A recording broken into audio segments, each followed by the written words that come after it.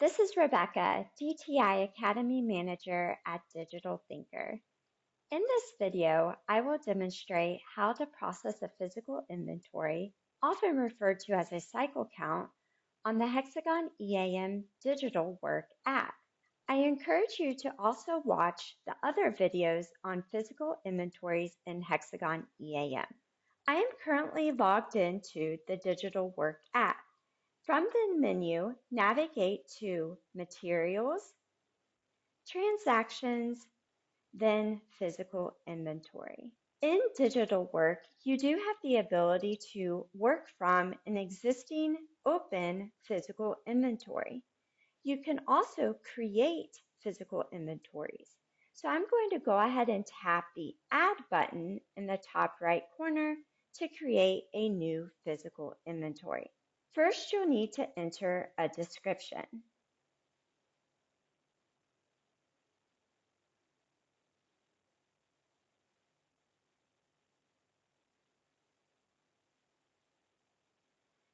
Next, you'll want to confirm the store.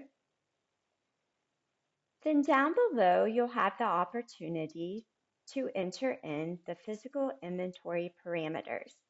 These are the same parameters available on the desktop.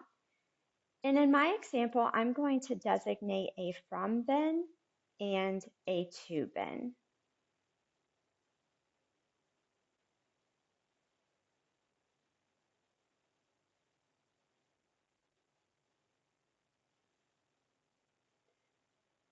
Once you've captured the parameters, go ahead and tap Save.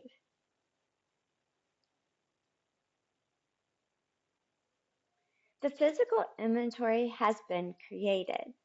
You can either swipe across the screen to access the parts card or navigate via the hamburger button in the top right corner.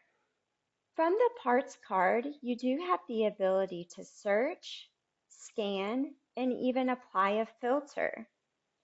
I like to filter my list to where the physical quantity is empty. This helps me to keep track of which parts I still need to enter a physical quantity for. To begin entering the physical quantity, go ahead and tap on the first part in the list.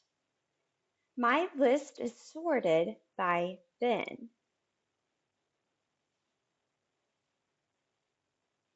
Enter in the quantity, and then you can navigate using the arrows at the bottom of the screen. Doing so will auto-save the quantity that was entered. Now for track by asset parts, if you click on the three dots in the top right corner, you have the same actions available as you do in desktop. So you'll just continue scrolling through the parts and confirming the physical quantity in the bin location.